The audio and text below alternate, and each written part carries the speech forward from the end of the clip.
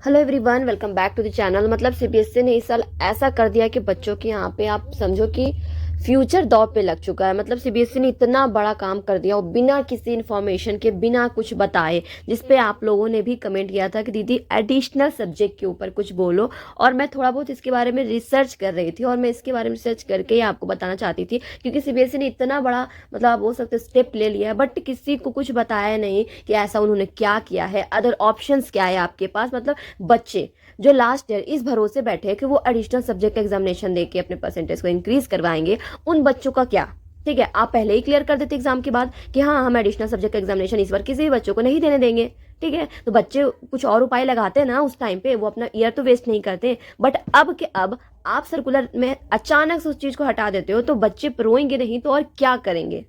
और यही सब बच्चों का भी हाल है कि सब बच्चों का यही है कि वीडियो बनाना चाहिए। और मैं ये कहूंगी कि सिर्फ मुझे ही नहीं, यूट्यूब पे जितने ऐसे चैनल्स हैं जो कंपार्टमेंट वाले बच्चे के ऊपर वीडियोस बनाते हैं, उन सभी यूट्यूब चैनल पे भी जाके आप बोलो कि वो वीडियोस बनाए। सिर्फ मैं ही नहीं, सभी, मुझसे भी बड़े बड़े बहुत सारे यूट्यूबर्स है। ठीक है, मैं सबका नाम मुझे नहीं याद है, बट बहुत सारे। ठीक है, आप सभी के पास जाके बोलो। और सबका ये वीडियो बनाना इंपॉर्टेंट है, इसलिए इंपॉर्टेंट है क्योंकि ये आपका फ्यूचर का सवाल है। और देखो, स्टूडेंट्स में बहुत बहुत बहुत शक्ति होती है, और ये बात अगर सीबीएसई तक पहुंचेगी नहीं कि आप चाहते हो कि एडिशनल सब्जेक्ट वापस आए, तब तक सीबीएसई आपको लगता है कि सुनेगी?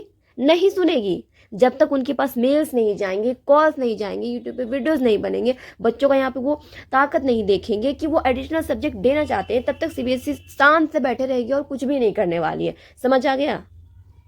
तो जितना हो सकता है दोस्तों, इस वीडियो को शेयर जरूर करो और सभी बच्चों को बताओ कि एडिशनल सब्जेक्ट के लिए हमें आवाज उठाना होगा। और साथ ही साथ देखो फ्रेंड्स, ये कोई छोटा मोटा बात है नहीं। हर बार का रिजल्ट वगैरह का टाइम होता है ना, तो मैं क्लियर कर देती हूँ कि सीबीएसई इसमें कुछ चेंजेस नहीं करने वाली है। ठीक है, रिजल्ट वगैरह बहुत बड़ा डिसीजन होता है, वो फिर से आउट नहीं करेगी। बहुत सारे बच्चे इसको लेकर भी प्रोटेस्ट वगैरह करते हैं, हम ये करेंगे वो करेंगे, बट एट द एंड कुछ भी नहीं होता। बट ये छोटा मोटा बात नहीं है। ठीक है, एडिशनल सब्जेक्ट मतलब किसी का फ्यूचर के साथ आप नहीं खेल सकते हो। जो बच्चे हैं जो इसी के भरोसे बैठे हैं, उनका क्या है ना, उनका क्या?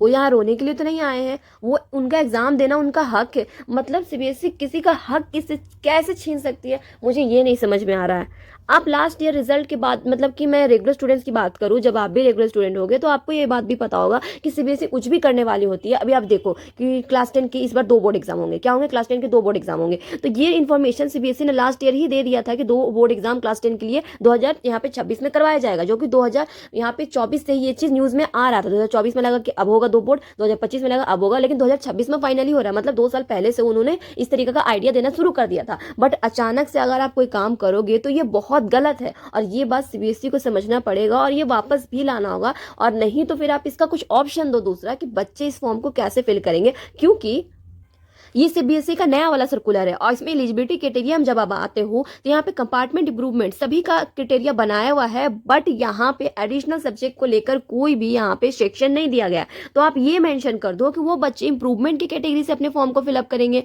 ठीक है, आप कुछ तो करो। यहाँ पे नोट भी हर साल 1 और 2 रहता है, तो यहाँ पे वो भी नहीं। मैं आपको लास्ट ईयर का यहाँ पे नोटिस दिखाती हूँ, पहले आप वो देखो। तो ये नोटिस हमारे पास लास्ट ईयर का है। ठीक है, यहाँ पे देख सकते हो आप। तो यहाँ पे एडिशनल सब्जेक्ट के लिए ऑप्शन रहता है, नोट में भी एडिशनल सब्जेक्ट को लेकर ऑप्शन रहता है कि जो बच्चे इंप्रूवमेंट की कैटेगरी से एग्जाम देंगे वो बच्चे एडिशनल सब्जेक्ट का एग्जाम नहीं दे सकते, और जो एडिशनल का दे सकते हैं वो इंप्रूवमेंट का नहीं दे सकते। बट अगर आप ऐसा लास्ट ईयर तक कर रहे हो तो इस ईयर कम से कम आपको एक दूसरा ऑप्शन रखना चाहिए था। और मैं आगे वीडियो में आपको बता दूंगी दोस्तों कि आप क्या कर सकते हो। ठीक है, क्योंकि रोने से फायदा है नहीं, आवाज उठाना होगा। छोटे बच्चे हम नहीं हैं कि आप कुछ भी हमसे हमारे साथ गलत करोगे और हम बस शांति से सहते रहेंगे। ठीक है, ऐसा तो कोई हाल है नहीं, क्योंकि आप सब पढ़े लिखे हो, सब समझदार है, सबके हाथ में फोन है, तो आपको शांति से नहीं बैठना है। ठीक है, और ऐसा है कि सीबीएसई का भी काफी टाइम यहाँ पे, मतलब 30 सितंबर तक का टाइम है फॉर्म फिलअप करने का। तो चलो, कुछ तो समय है, तब तक अगर हमसे कुछ हो सकता है तो हमें कोशिश एटलीस्ट करना चाहिए, शांति से नहीं बैठे रहना चाहिए। क्योंकि लास्ट ईयर तक आप देख रहे हो सेक्शन है एडिशनल सब्जेक्ट का, और इस ईयर अचानक से गायब कर दिया गया है। मैं तो सिर्फ उन बच्चों के बारे में सोच रही हूँ गाइस, जो मतलब 1 साल, आप समझो कि आप उनका 1 साल सीबीएसई ने वेस्ट कर दिया, और ये बहुत बड़ा बात है। ठीक है, और जिसपे बीत रहा है ना, सिर्फ ये चीज वही बच्चा समझ सकता है, उसके अलावा कोई दूसरा इस बात का इंपॉर्टेंस नहीं समझ सकता है कि यहाँ पे एडिशनल सब्जेक्ट का ना होना कितनी बड़ी बात है।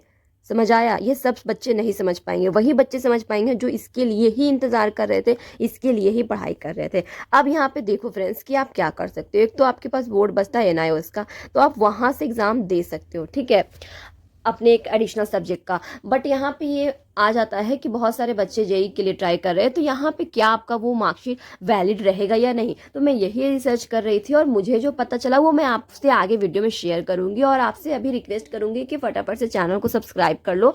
सपोर्ट तो मैं आपको फ्रेंड्स जितना हो सकता है उतना मैं करूंगी ही करूंगी। और साथ ही साथ अगर CBSE का हमारा जो बात है वो CBSE तक अगर पहुंचती है और इसके बाद CBSE कोई नया सर्कुलर वगैरह आउट करती है सिर्फ और सिर्फ एडिशनल सब्जेक्ट को लेकर, क्योंकि मैं देखते रहती हूँ वेबसाइट पे, तो वो मैं इन्फॉर्मेशन अगर शेयर करूंगी तो वो आपको मिल सके, इसके लिए चैनल को सब्सक्राइब जरूर कर लो। और यहाँ पे फ्रेंड्स समझते हैं कि आप कैसे NIOS बोर्ड के थ्रू एग्जामिनेशन दे सकते हो, ठीक है, और उसका आपका जो मार्कशीट है वो वैलिड रहेगा या फिर नहीं, क्योंकि मेन फोकस तो बच्चे का वही होता है जेई में कि एडमिशन लेने के लिए, ठीक है, इंजीनियरिंग कॉलेज में कि अब क्या होगा, ठीक है, आगे समझते हैं।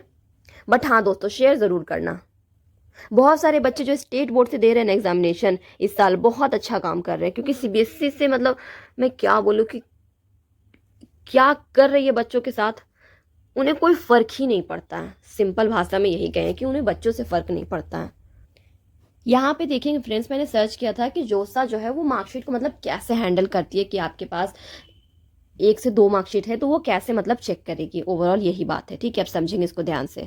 अब देखो, वैसे बच्चे जिनको रिपीट इन थ्योरी मैथ्स में आ जाता है, इसका यही होता है कि वो उस सब्जेक्ट को क्लियर नहीं कर पाए हैं, ठीक है, अपने मेन एग्जाम में, CBSE का मेन एग्जाम में।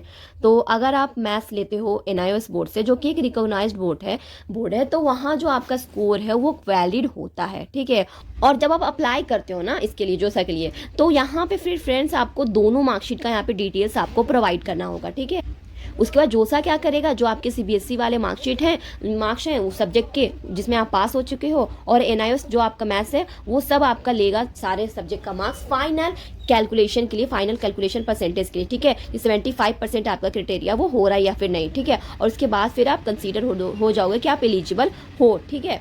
यहाँ पे ध्यान क्या रखना है, जोसा काउंसलिंग के दौरान दोस्तों आपको CBSE के मार्कशीट और NIOS वाला मार्कशीट जो है वो आपको रेडी रखना होता है।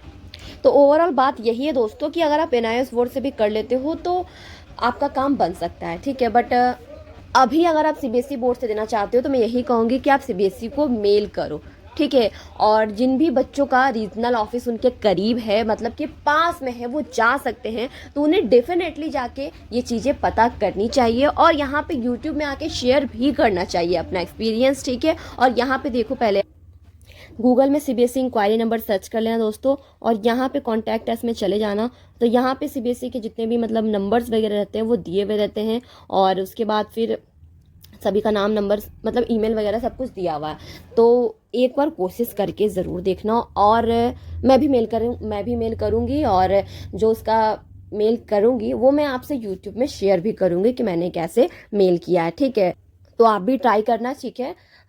मिलके कोशिश करेंगे दोस्तों तो कुछ ना कुछ उपाय निकल के आ जाएगा, यही उम्मीद रखते हैं अभी। उसके बाद जैसा जो भी अपडेट मुझे मिलता है मैं आपसे शेयर ज़रूर करूँगी। तब तक के लिए आप सभी का बहुत बहुत धन्यवाद वीडियो देखने के लिए।